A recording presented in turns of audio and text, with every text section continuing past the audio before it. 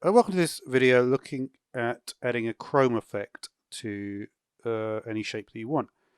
So we've got a new document here, and we can see the foreground color is black. So if we want to change the background of this to black, we can press Alt and press backspace. I'm going to change the foreground color to this gray color, and I have an image in that color. So there it is. Okay, so now we can adjust this layer. Bevel and emboss here, and we'll go inner bevel smooth, 600%, 45. Okay, we'll go back to the main thing here. I think we can close this at this point. New layer, select these two, Control E.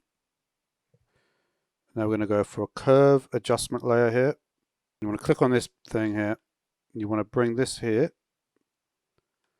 this one down.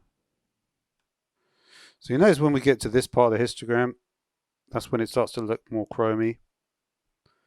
I'm going to go for an additional curve layer here.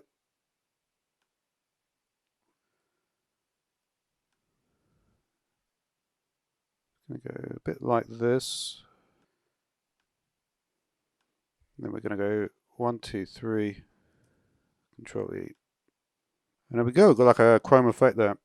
So look at it a bit closer. Maybe brighten it up a little bit actually. Let's try this one.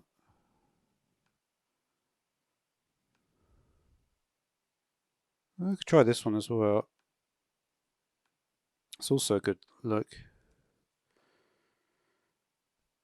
Alright, so there's another alternative. You can see what happens if you go really far on it.